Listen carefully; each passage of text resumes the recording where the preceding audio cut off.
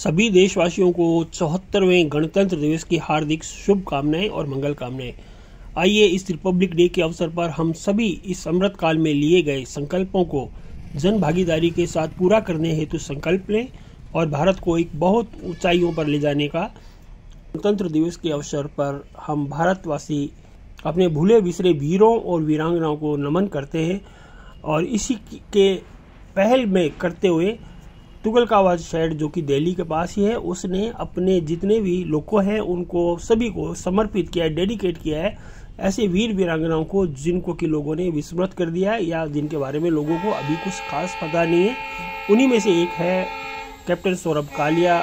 आज वह इंजन आज यहाँ बीकानेर आया हुआ है, जिसके बारे में हम बात भी करेंगे और ये भी बात करेंगे कि कैप्टन सौरभ कालिया कौन थे। जिन लोगों को इसका बारे में पता नहीं है वो जरूर इसको पूरा देखें और उनकी शहादत से भी सबक लें और प्रेरणा लें। बात करते हैं कारगिल युद्ध के दौरान एक भारतीय जांबाज, एकदम छोटे जांबाज जिन्होंने अपनी 18 साल और 23 साल की उम्र में अपने भारतीय थे, जिनको कि पाकिस्तानी ने पकड़ लिया था और बहुत तकलीफ के बाद उन मार दिया गया था। 74वें गणतंत्र दिवस के अवसर पर कारगिल के युद्ध की भी 23वीं वर्षगांठ आ रही है और भारत इस बात पे जश्न भी मना रहा है। लेकिन इस जश्न के पीछे भी कई ऐसे जवान हैं जिन्होंने अपने देश के लिए अपनी जान भी गंवा दी। इन जवानों में जवान ऐसे भी हैं जिनकी कहानी बहुत कम सुनाई जाती है और उनका नाम है कैप्टन सौरभ कालिया। उन्होंने जंग शुरू होने से पहले ही अपनी शहादत दे दी थी। कैप्टन सौरभ कालिया ने कारगिल के पाकिस्तानी सैनिकों की बड़ी घुसपैठ का सामना किया था। 5 मई 1999 को कैप्टन कालिया उनके 5 साथियों को पाकिस्तानी फौजियों ने बंदी बना लिया था और 20 दिन बाद वहां से भारतीय जवानों के शव वापस आए थे। ऑटोप्सी रिपोर्ट में पता लगा था कि भारतीय जवानों के साथ पाकिस्तान ने बहुत बेरहमी से पिटाई की। दादे की सिगरेट से भी इन्हें जलाया गया था। कानों में सोई की सुलगती छड़ें घुसेड़ी गई थी। सौरभ कालिया के साथ उनके 5 साथी नरेश सिंह, भिखाराम, बनवारी लाल, मूला राम और अर्जुन राम भी थे। ये सभी काकसर की बजरंग पोस्ट पर गश्त लगा रहे थे जब ये दुश्मन के हाथों में पकड़े गए। 22 दिनों तक इन्हें जबरदस्त यातनाएं दी गई। सौरभ कालिया की उम्र उस वक्त मात्र 23 साल थी और अर्जुन राम की तो केवल 18 साल ही थी। सौरभ कालिया बटालियन में 6 जवानों ने के अपनी टुकड़ी के साथ गश्त पर थे। गश्त के दौरान ही पाकिस्तानी घुसपैठियों ने उन्हें पकड़ लिया और 3 हफ्ते बाद उनके शव क्षत विक्षत हालत में सेना के पास वापस लौटे। उनकी पहचान तक मुश्किल हो गई थी, हालांकि पाकिस्तान इससे सदैव इनकार करता है। उस वक्त शुरू होता है जब ताशी नाम के एक चरवाहा ने कारगिल की चोटियों पर कुछ पाकिस्तानी घुसपैठियों को देखा। 3 मई 1999 को इस बात की खबर भारतीय सेना को दी गई और 14 मई को कैप्टन सौरभ कालिया 5 जवानों को अपने साथ लेकर पेट्रोलिंग पर निकले। सौरभ कालिया जी अपने साथियों के साथ जब बजरंग पोस्ट की चोटी पर पहुंचे तो वहां देखा कि भारी संख्या में हथियारों के साथ पाकिस्तानी की फौज खड़ी हुई थी। उस समय सौरभ कालिया के पास केवल ना ज़्यादा गोला बारूद था, ना ही ज़्यादा हथियार। पाकिस्तानी सैनिकों की काफ़ी संख्या होने की वजह से दुश्मनों ने सौरभ कालिया और उनके बाकी साथियों को घेर लिया और पकड़ लिया। हालांकि इस दौरान कैप्टन सौरभ कालिया और उनके साथियों ने जंग के मैदान में दुश्मनों से मुकाबला करने में कोई कोर कसर नहीं छोड़ी थी।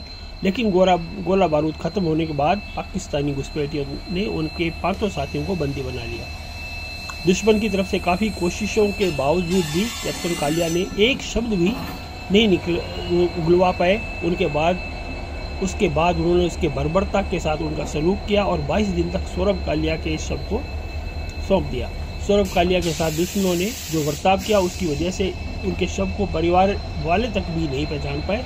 हालांकि पाकिस्तानी हमेशा इस बात से इनकार करता रहा। कैप्टन सौरभ कालिया की उम्र उस वक्त 22 साल की थी।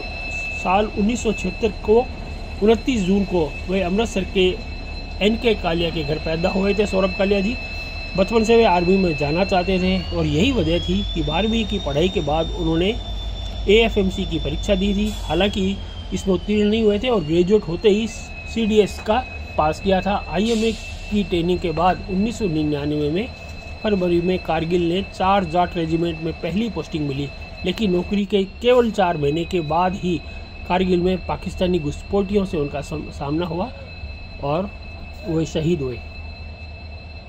दोस्तों 5 मई 1999 को कारगिल युद्ध हुआ था और कारगिल युद्ध के पहले जो जिन्होंने शहादत दी थी, जिनकी शहादत की इबारत में ही कारगिल युद्ध स्टार्ट हुआ था, वो थे मिस्टर कैप्टन सौरभ कालिया जी। और पीकेडी तुगलकाबाद स्टेट का एक बहुत ही अच्छा योगदान है कि उसने सारे भूले विसरे सभी हमारे वीर और वीरांगनाओं के ऊपर एक सीरीज़ जारी करी है। इस सीरीज़ के अंदर सारे ऐसे भूले विस्मृत अनफॉरगेटेबल हीरो जो भारत के लिए बहुत जिन्होंने काम किया था और आज की तारीख में लोग जिन्हें भूल गए हैं, उन्हें याद दिलाने के लिए कि तुम भूल ना जाना उनको, इसलिए सुनो ये कहानी, जो शहीद हुए हैं उनकी ज़रा याद करो कुर्बानी। ये सौरभ कालिया जी नाम से ये इंजन बना है। 40086 और 40087 दोनों इंजन आज आए हैं एक ही सीरीज़ के। पीछे वाला जो है वो उसी कलर का पहले 40086 नंबर था, अब इसका कलर चेंज हो गया और नाम हुआ है कैप्टन सौरभ कालिया, जिनके अमर बलिदान को याद करने के लिए हमें ये अवसर दिया है। 23 साल आज हो रहे हैं कारगिल युद्ध को और बीकानेर पे पहली बार ये इंजन यहाँ आया है सौरभ कालिया जी का। इनका बहुत बेदर्दी से इन्होंने इनका पकड़ के पाकिस्तानियों ने और इनकी आंखें निकाल के और सब को छत करके शुरू भेजा था। इसलिए उनकी याद में ये सौरभ कालिया नाम से RTKD का एक लोको WDP 4D 40086 आया है। देखिए ये 12456 गाड़ी को लेकर जा रहा है बीकानेर से श्री गंगानगर। बने रहिए मेरे साथ, मैं हूँ आपका दोस्त राकेश शर्मा। थैंक यू दोस्तों।